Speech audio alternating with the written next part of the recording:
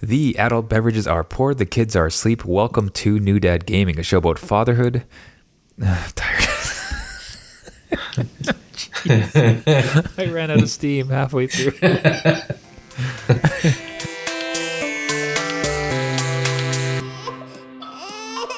The adult beverages are poured, the kids are asleep. Welcome to New Dad Gaming, a show about fatherhood, gaming, and new fathers figuring out their gaming lives. My name is Trevor, and I have a 3-year-old and a 9-month-old. And I'm Jeff. I have a 7-year-old and a 5-year-old. Took us a few takes to get that intro. Because, folks, I am tired. Someone's really tired. Yeah, just don't travel with kids. Why would you travel with kids? No, So the family on this side took a trip and a flight, in fact, and it involved a layover. Ooh. And I'll say it's funny because it is incredibly exhausting. When on earth am I going to catch up on sleep? Like, at what point in my dad life will I rest and catch up on sleep? Right. It doesn't happen. Until when they graduate college, finally I can rest. But we took them on this flight, and we had a layover. And the way we planned it out was this was a red eye. Yeah. So the final flight left at 11 at night. Okay. And arrived sometime, I think it was 5 or 6 in the morning with the time changes or something. So very late. Right. Now, this worked out great. So firstly, it is amazing how well our airports are set up now to help kids and families. Because the thing is, like, it helps everybody, right? Because you know what's worse than standing in a 2-hour line trying to get through customs? Oh, God. Standing in line for 2 hours with a screaming baby behind you. Not your baby. Not good for the parents. Not good for the baby. Not good for anybody else. No, they just move you through faster when that happens. I use that trick at the hospital. And like, just keep crying. Just keep crying. You'll get in faster. You're pinching the baby. Exactly. Don't worry. It's for the best. Yeah, but this will pay off dividends, kid. Don't worry. It hurts me more than it hurts you. So. Not really. No. No, but they have specific lines now for parents and with anybody with kids, and that's for the customs. That's for security line.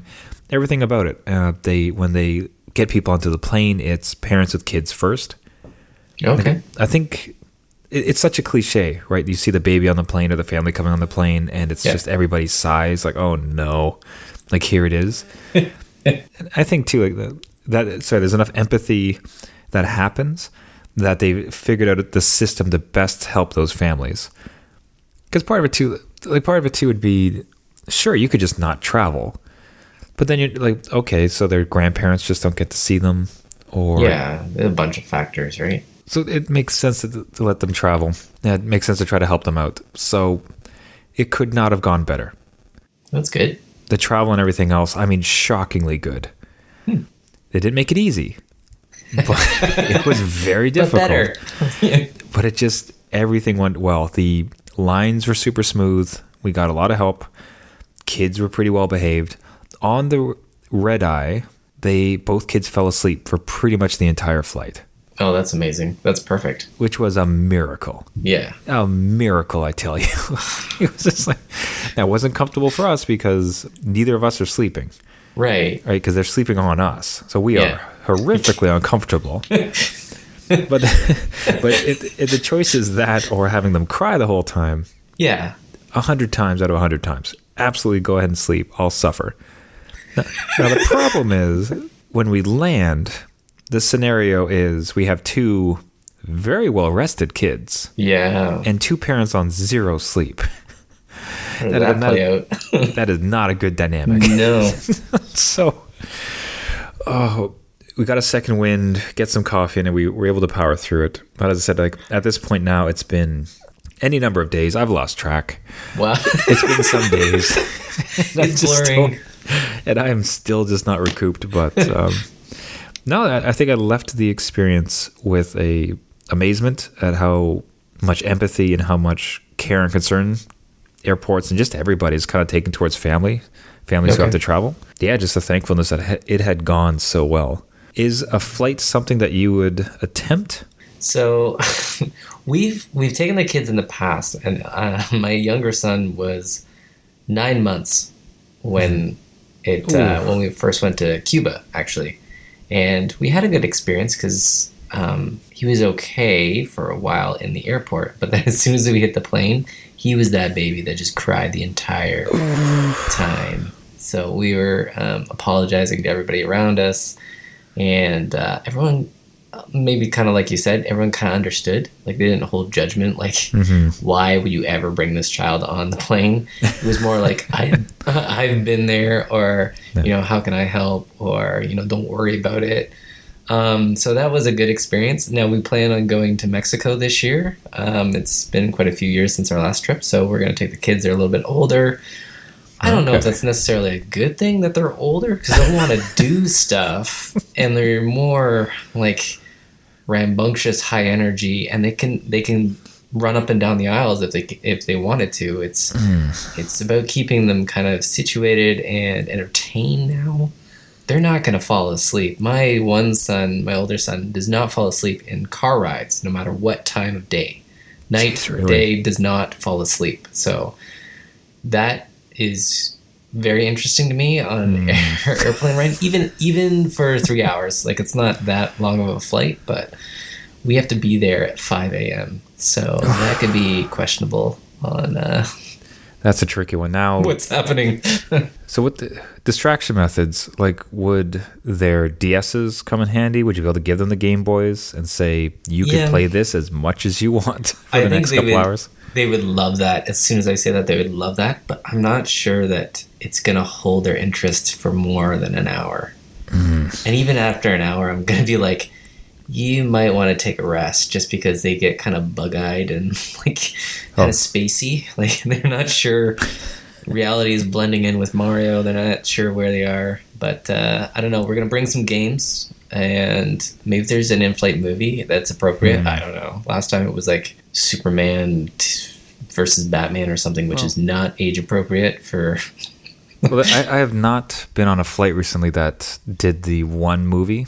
So there's two types of flights I've seen. One is that they have the TV in the back of the seats, and everybody just gets to choose their own movie. Or the thing they're doing now to save money is they just have you download an app on your phone. And that's a tip too, because once you're in the air, you can't download this app. So make sure whatever airline you're going to, download their app to make sure that you can access all their shows.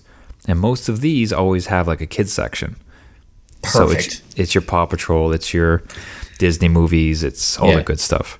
Good. So, I mean, this is where it's one of those terrible scenarios where you're forcing kind of junk on your kid because you just need to get through a situation. Because for us, what it is, like, it's those asinine garbage YouTube videos. Yes. If you see these, like, this is where it's like the 3D Tyrannosaurus Rex, badly animated, and it jumps into a colored pool, and it jumps out, it's like red. And then it goes off, and like 1,000 soccer balls explode for no reason. Wow. Garbage. Like, these videos, if you'll find them on YouTube, they have millions of views. So kids are eating them up, and I guess suckers like me. But my son will be so transfixed by this. Yes. Loves it. Like, in the household on the day-to-day, like, I've banned it. Like, I cannot stand it. Yeah. Like, I much prefer he watches something like, if he has to watch something, it's more something like Paw Patrol. Or, any of those kiddie shows, because he gets bored and he'll leave and we'll go play afterwards. Yeah, he can only take like 20, 30 minutes of it. Awesome. This nonsense, he would watch for hours. There's just something about it. Like, so that's awful. That's terrible. Yeah, no. But when you're 10,000 feet in the air, whatever works. Yeah, let's get through this flight. Okay, here you go. Have your garbage. So we loaded up a tablet with every conceivable video, a couple games that he likes to play, and like between the sleeps, like that was what kind of sustained him. Okay. So I think your guys being older with the DSs, like, that sounds awesome. The real winner would be is if you had the Nintendo Switch. Like, that's what I think. I was about to say, I'm like, this is the perfect opportunity to test it out. Even if Nintendo gave me a freebie just to kind of have a dad's view on the flight, that'd be great. Yeah, that's a perfect reporting. That's on the ground. Yeah. On the ground, family reporting. I know. Perfect situation for a Switch. So. Yeah. What's your take on the parents and you'll see these photos on social media from time to time, but the parents come on and they hand out bags of candy to everybody around them. And they're like, hey, sorry, my kid's an idiot. Like, no, here's a chocolate. No, I don't need to hand out loot bags. I do enough of that. This is not a birthday. Exactly. I get 2 of those a year, not to mention all the ones we go to, which is every weekend we have a birthday to go to. So, no, I'm done with loot bags. I'm not making loot bags for anybody. I think just deal. I'm at that stage where I'm like, you know what? Sorry, this is it. This is what's going to happen. You can choose to enjoy the Paw Patrol that you're watching next to my son, or not. Yeah, and ultimately, as long as you're doing your best, I think people will appreciate it. Yeah, I think so. Yeah, and trying to help them out. And as I mentioned, in all my experiences, I've found people just to be very empathetic. Like, fortunately, for the most part, so many people have kids, or their siblings have kids, or they just happen to like kids. So then they look at it, they're like, poor kids, poor parents. Let's help it out. So, yeah. It's always the zoned out look on the parents, like they're kind of ghost face. Like, I'm sorry, I need some rest. Yeah. So, long as you're empathetic, long as you're out. But yeah. Hey, so you'll have to report back with how that flight goes. I'm happy to report that it went super smooth. I think for the next 3 or 4 weeks, expect me to be a little bit tired on the podcast here, but as always, we will trudge on. Yeah.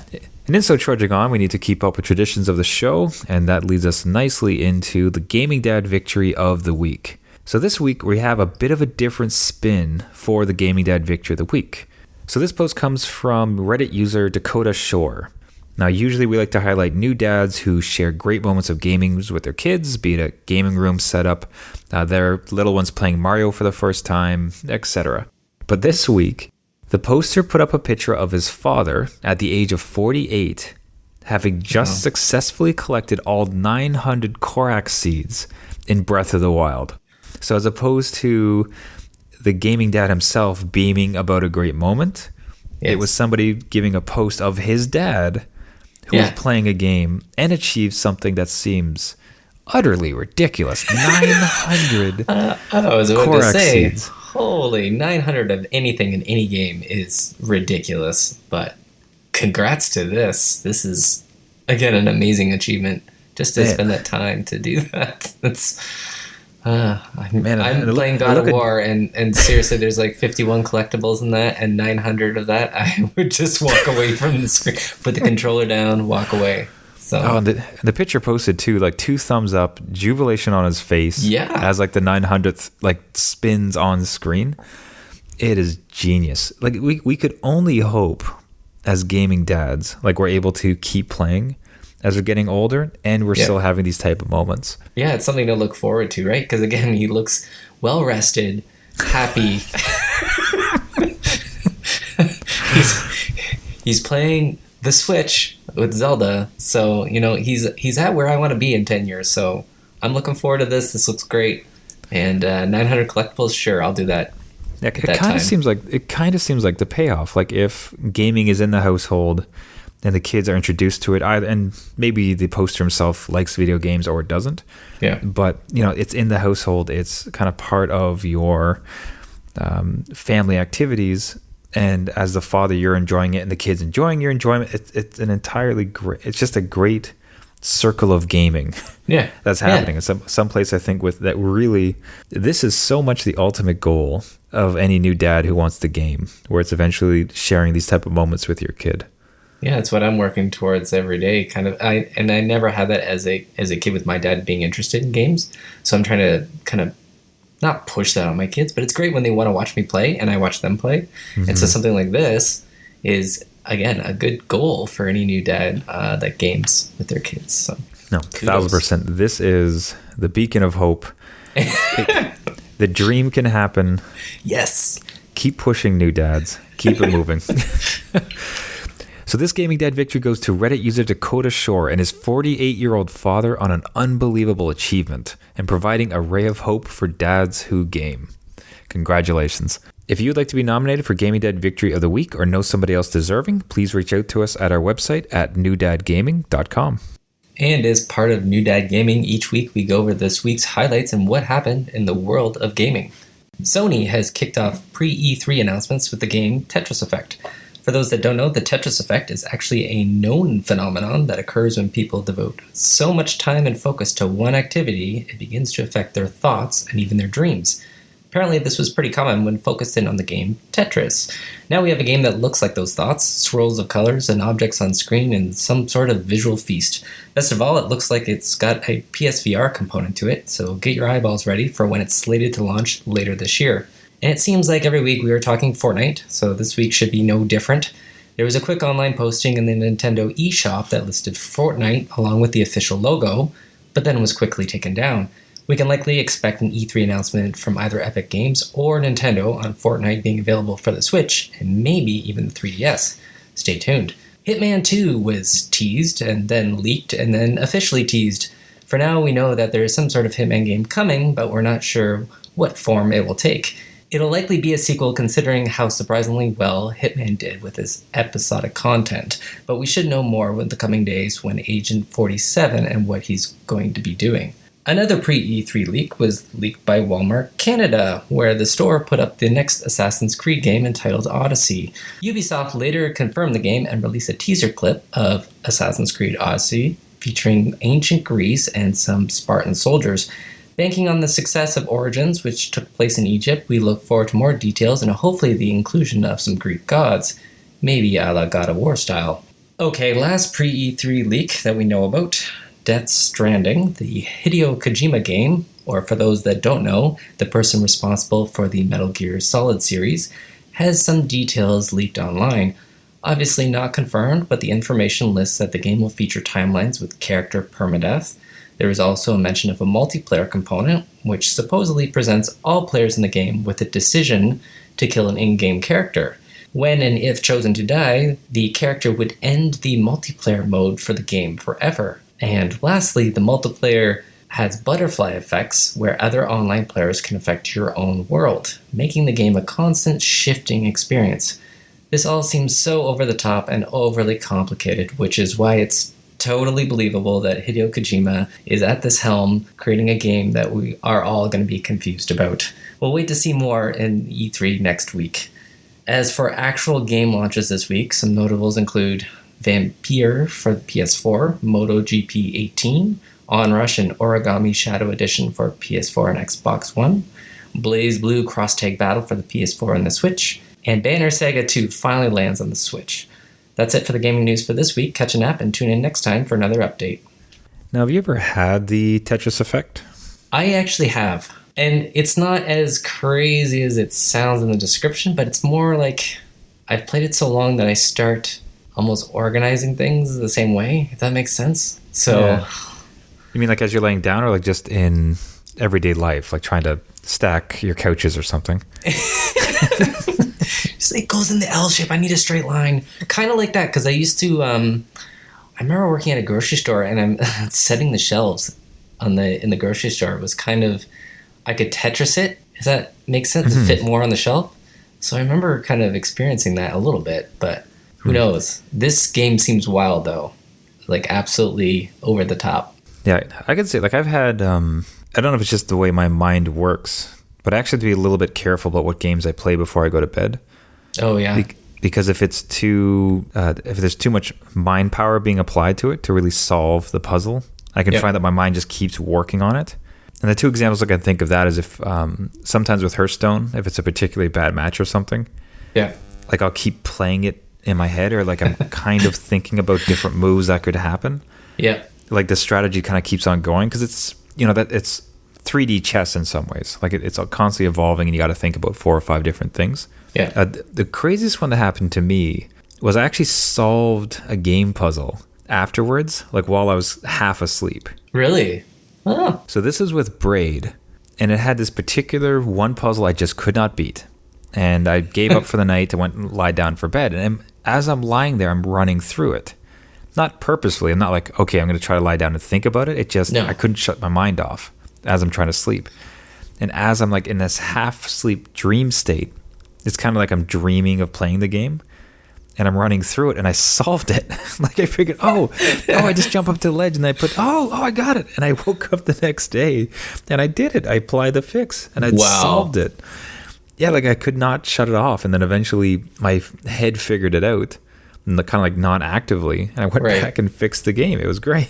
It'd be funny if like your brain had solved the puzzle already, but it, like left it in your subconscious. Like it was just sitting there. It just needed to kind of percolate up and come out. Yeah. But that's a good game to kind of think about too, with all the time shifting and involvement in that one. So. Yeah, the only challenge is you're not really going to get any sleep. But you solved the game. I found that happen too with the PSVR title Tumble VR, where some of those puzzles too, because it's so visceral and it's these blocks that you're trying to stack on top of the table. There's something about that motion, and especially because it's really physical in that you're physically reaching out these blocks because of the nature of VR. Something about that really stuck with me, where again, when lying down, you're like, oh, okay, if I stack this and then if I put this here and I go like that, and I just couldn't cut my mind out of it. I had to kind of wade through it, or even like wake up and kind of like try to shake it off because it stuck with me. Yeah, I could see that a lot more in VR too. I've come away from that just because of the virtual reality of it. You kind of almost feel like you're living it. So coming out of it, I've had that with Superhot. Now that you mention it, just even with Superhot, and every level's a puzzle on how to dodge and defeat the enemies. So I can replay that in my mind, like, oh no, I should have just grabbed that and headed over the other way instead of what I was doing. So yeah, it's interesting how that happens. You don't catch it. But what does Tetris Effect do then? Like, is it this on steroids? And if you, I mean, are they going to drum it up to 11? So if you ever got the Tetris Effect from a basic game, when you play Tetris Effect, like, you're going to be screwed for 4 days That's straight? It.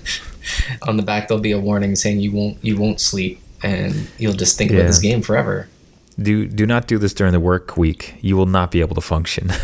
You will just be doing Tetris.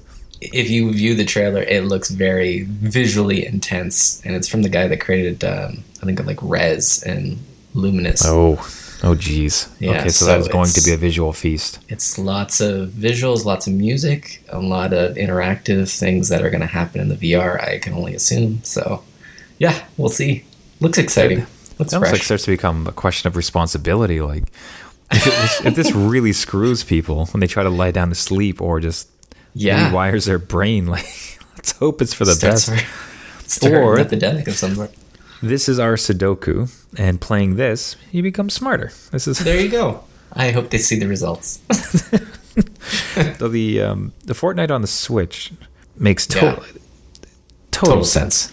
Yeah, that's perfect. Especially like it's on iPhones and Android phones, for God's sakes. Yeah. Why not? Like the Switch would be perfect. It's slightly more geared towards a younger demographic. Yep. I don't think they have anything like dual screen, so I don't think it's gonna be sort of nunchuck support on that one. But no. Now the DS one is a bit more interesting. Like that would be especially interesting if they went to that type of older console. But then the question becomes, is it free on either of those platforms? Well, yeah, would you have to buy it? I don't know. Right? Especially the DS. How on earth has DS ever had a free game? No. I don't think it has. I can't recall one that... Okay, Trevor's now going to Google something. And I imagine that's probably the biggest restriction that Epic has had to work out with Nintendo. It's really not like a spec issue. It's probably like Nintendo's lockdown online parent family friendly ecosystem where they're like, hey, there's this free to play game and it has a lot of in-game stuff you can buy. So yeah, so I'm looking. Quick Google search is not really showing anything. We have something directly from Nintendo here called Free to Start Games. Again, they offer a lot of demos, but I haven't seen like free to play. Looks like there's some free games, but it's different than Fortnite, which is a pitched free game, microtransaction based system. It'll be interesting, especially with Nintendo. Like if you're really into Fortnite, like, and we're kind of on the fence for a DS, I've often thought about buying a DS because there's just so many Nintendo games I have not been able to touch for a long time. And it's such a cool little system, compact, bring it anywhere. And if it had something like Fortnite, something that's like the most popular game at the moment, like I'd imagine somebody like myself or anybody else who's kind of been thinking about it for a while, that starts to make it a really interesting prospect. It also makes the Switch. The Switch. Clearly you need a Switch. That's right. But think about the interface, because if you could do if you could be selecting things on the bottom screen. Yeah. Like which gun, which thing you're building, or if you had even a map, like a constant map, so you can kind of see where you're going. Yeah, quickly, right? Like right at your fingertips. Yeah, there'd be a lot of cool things that they could do with that. So all of a sudden that becomes announcing. On the Switch, it seems like a no-brainer. The question becomes, is it free? Yeah. And fully supports the microtransactions. That they'd have to. There's no way you can have it without. No. So seeing how Nintendo would handle that is going to be very interesting, because that's a... No, as more, you're a bit more in the Nintendo world than I am. Do they have any games with microtransactions? Like Animal Crossing, does that have microtransactions? Animal Crossing on the iOS does, yes. No, but on DS or Switch? DS, no. Switch, I'm not sure about, but DS, no. At least the one we have does not have microtransactions. It has this timing mechanic that acts the same way, so it's like in-game time progresses, and then you can get in-game currency. But as far as I know, there's no online interaction with purchasing anything like that. And then all the other games I've bought for my kids, it's really not up that way yet. It's more the Marios and racing and even Zelda games. So it is going to be something we really need to pay attention to this, because if it comes, it's going to be a pretty radical shift for Nintendo with their microtransactions, especially given the family focus, and we don't want kids to purchase this stuff. Very interesting indeed. We'll see. So Death Stranding. So it is stranding and not standing. Yeah, Stranding. Because it just doesn't. That just makes it make a little less sense, of course.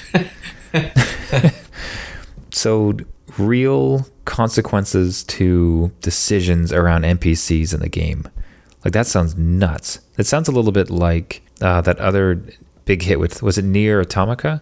Yes, Nier Automata. Yeah. So I don't know if if we get into spoiler territory if we talk about this, but well, okay. So I guess we'll call. It's been out for a long time now. Yeah, it's been a while. Okay, so we're gonna say this. This is a spoiler. If you haven't played Nier, don't listen to this podcast. Skip this last part here. Skip. But the interesting mechanic with Nier was you would get to a point in the game, and it would seem like all these other multiplayer people who are online, all these other real life players would come in and help you at a certain point to get past a certain thing that you cannot beat on your own. Yeah. And then near the end of your game, you were given the option to jump into somebody else's game and help them, much like they did for you or somebody else did for you some long while ago. Right. But in so doing, you will completely delete your game. Right. So you will lose all your progress. You can't go back. You can't retrieve it. It'll be gone. So you are quite literally sacrificing your, let's call it life, as far as this game's concerned, to help a stranger, like they did, like somebody did for you. Right. But so utterly fascinating as far as a mechanic in gaming, especially as something so precious as a save file, as gamings go. That's right. So to hear that they're playing in this space, and especially it's Kojima playing in this space. Oh yeah. Very interesting. Again, and he's the master of like deception and over complexity in his games. And some of these rumors, again, they're unsubstantiated. We don't know, but they went so detailed as to say that when your character dies, they go to the bottom of this ocean, and then when they come up, some memories of their past game come with them and affect that gameplay. And then if they die, I guess, too many times or too many players die, that ocean starts being polluted. And then it's almost like the pollution washes ashore, quotes, into other players' games as they progress. So again, all I'm hearing though is that it's like online component, lots of time sink. I don't think I can play this. Yeah, no real. It doesn't sound like there's going to be like a really clean end necessarily. No. Like you can't just play it and finish it and like, I enjoyed that. That's it. And move on your way.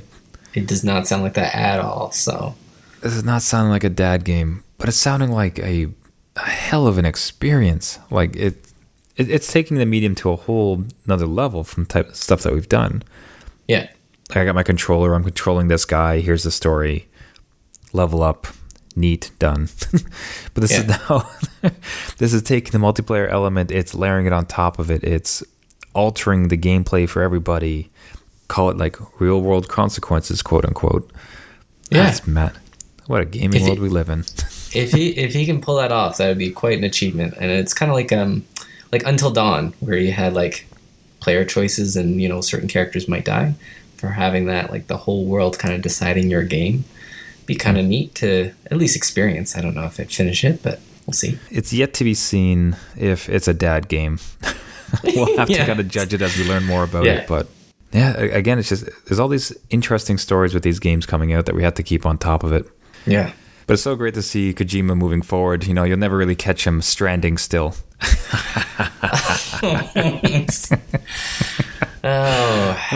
Back with that, we'll wrap that for the week. Everybody, thank you so much for listening. This has been New Dad Gaming. If you'd like to get a hold of us, you can find us at our website, newdadgaming.com. We'd love to hear from you with show ideas, notes, questions, anything you can throw at us. If you'd like to be nominated for the Gaming Dad Victory of the Week, please also reach out to us there. A quick reminder that we have a contest wrapping up soon to enter to win one of 4 PC games we're giving away as part of a celebration for reaching 100 episodes. And here's to 100 episodes more. You can also find us on social media with Twitter and Facebook. You can subscribe to the podcast on iTunes, Google Play, Stitcher, and any other podcasting service. We'd love a subscription, a like, and a pass along to any dad who games. Until next week, my name is Trevor, and I have a 3-year-old and a 9-month-old. And I'm Jeff. I have a 7-year-old and a 5-year-old. All right, and we'll see you next week. See ya.